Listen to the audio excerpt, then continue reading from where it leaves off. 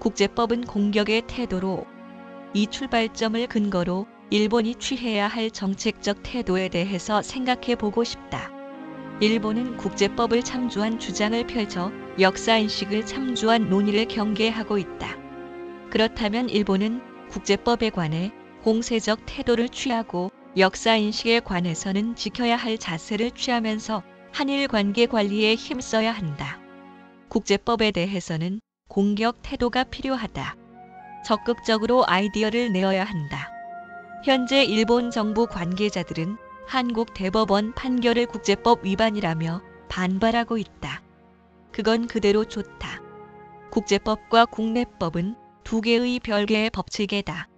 국제법의 관점에서 보고 납득할 수 없는 국내 재판소의 판결이 나온 경우라도 그 판결이 나왔다고 하는 사실 자체를 외면할 수는 없다.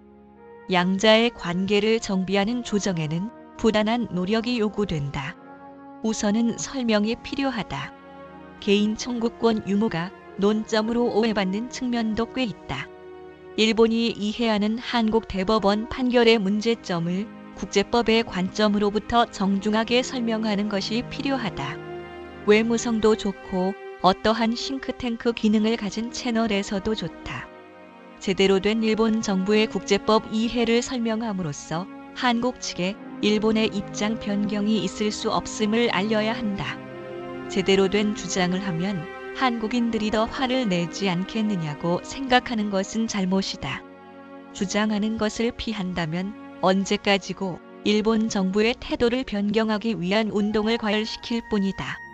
일본 정부의 국제법상 입장을 확실하게 한 뒤에야 한국 사법부의 판단이 나왔다는 사실 자체는 받아들여야 한다.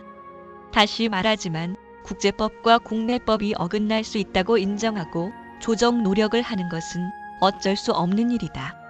일본은 국제법을 무시한 헌법 해석 운용을 수십 년간 하고 있다. 이것은 주로 일본의 헌법학에 내재하는 이데올로기적 사정에 의한 국제법 무시, 국제법 경시의 경향으로 인해 발생하고 있는 사태이다. 원직 용공 문제에 관해서는 한국 사법부의 판단이 확정되어 버렸다. 따라서 한국 정부를 일방적으로 몰아세울 것이 아니라 구체적인 시정책을 시사하거나 논의하는 것은 어쩔 수 없다. 구체적으로는 장래의 소송을 막기 위한 한국 국내의 입법 조치가 필요하다. 그러자면 행정부 재정 조치가 필요할 것이다. 또한 확정된 판결에 근거한 압류가 발생할 경우 일본이 취해야 할 가장 논리적인 대응은 국가책임법의 인식에 따른 손해배상 청구이다. 민사사건에 대한 대응이지만 사법부의 결정은 국가행위이며 국가책임이 수반되기 때문이다. 재단 설립에 대해서는 거절할 것이 아니라 일본 정부가 관여하지 않는 한국 측의 노력으로 평가한다고 해도 좋을 것이다. 압류에서 발생한 손해에 대응받거나 한국이나 일본의 기업은 민간인이 참가하거나 하는 것에 대해 문제가 있다고는 생각되지 않는다. 물론 한국이 이 조치들을 쉽게 도입할 것 같지는 않다. 적어도 진심으로 사과와 같은 조건을 요구할 것이다. 교섭의 성립 여부는 구체 체계의 내용에 의한다. 하지만 중요한 것은 그 부분이 아니다. 협상이 안 되더라도 일본이 조정을 위한 노력을 하고 있다는 태도를 보이는 것이 한국 여론에 대해서만 이 아니라 국제 여론에 대해 중요한 것이다. 국제법 위반이다라고만 중얼거리겠다는 태도는 여론 대책의 관점에서 바람직하지 않다. 조정안을 설명하는 것은 국제법의 관점에서는 일본의 입장이 옳다는 것을 어필하는 좋은 기회도 될 것이다. 역사인식은 수호가 필요. 역사인식에 대해서는 수호의 태도가 필요하다. 위안부 문제와 강제징용 문제는 안타까운 역사라는 생각을 반영한 태도가 필요하다. 적반하장 격인 듯한 태도는 한국 여론에 대해서만 이 아니라 국제 여론에 대해 득이 될 수 없다. 민족의 독립에 대한 존중과 고난을 겪은 자에 대한 경의의 표명은 일본 측도 주저하지 말아야 한다고 생각한다. 그러한 인간미 있는 말이 일본 측으로부터도 좀 더 익숙해져도 좋다.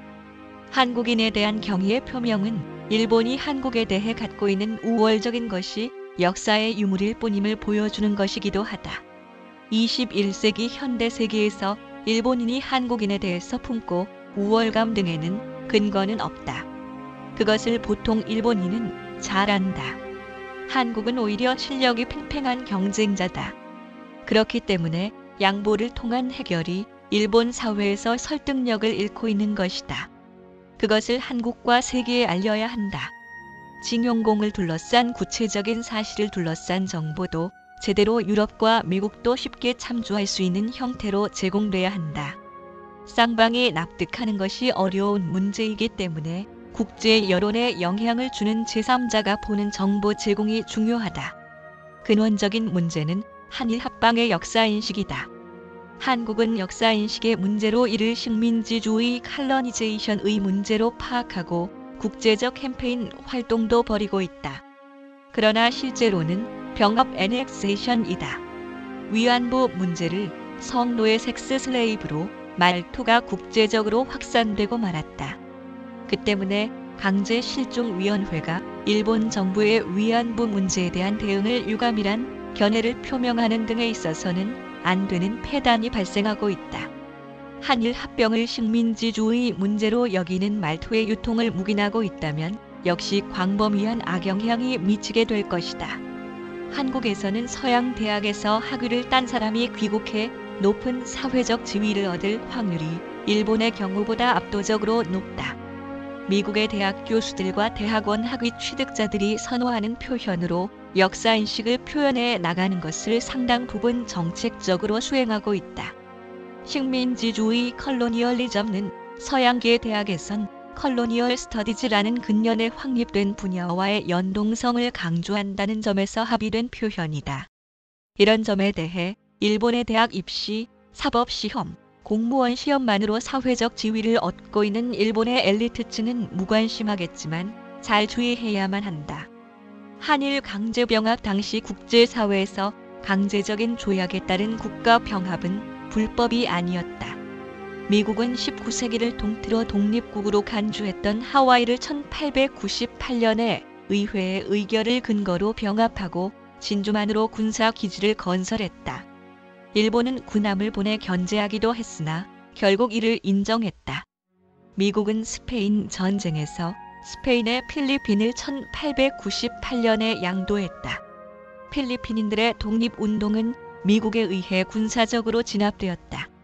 1905년 가스라 테프트 밀약은 일본이 필리핀에 일절 야심을 가지지 않는 것과 미국이 일본에 대한 제국의 보호국화를 인정할 것을 교환적으로 확인한 것이었다.